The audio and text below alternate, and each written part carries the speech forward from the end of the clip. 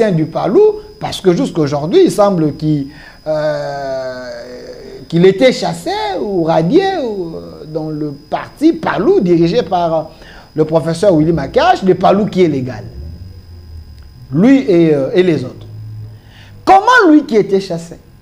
Comment lui qui n'est plus dans les Palous légal?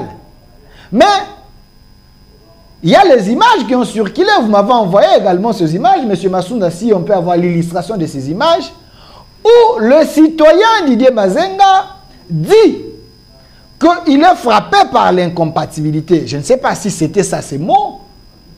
Il est frappé par l'incompatibilité. L'autre image dans la salle où le citoyen Mazenga était en train de déléguer ou léguer le pouvoir chez un autre citoyen de la République, M. Ngambi.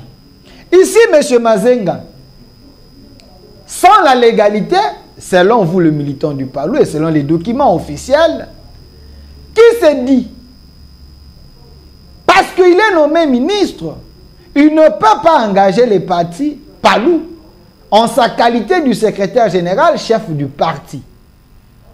Sur ce, il lègue ses pouvoirs à un autre dissident du Palou, M. Robert Ngambi.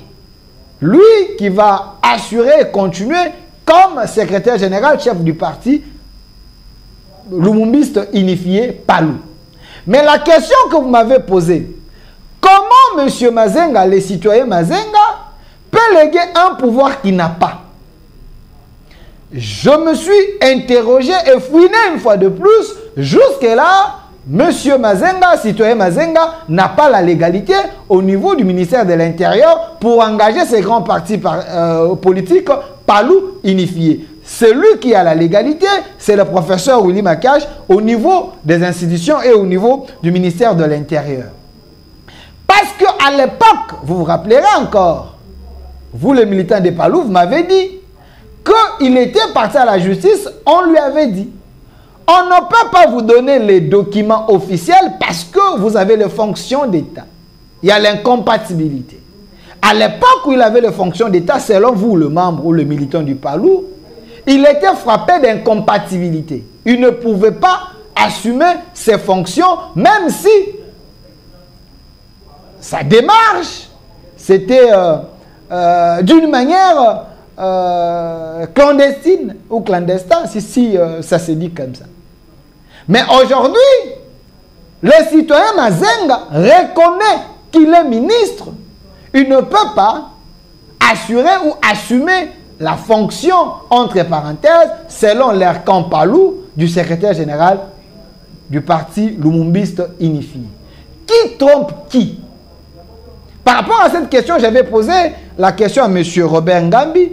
Comment expliquer que M. Mazenga, à l'époque, posait les actes comme secrétaire général du parti Palou, selon votre camp, mais aujourd'hui, le même Mazenga, ministre toujours, dit qu'il est frappé par l'incompatibilité. Expliquez-moi.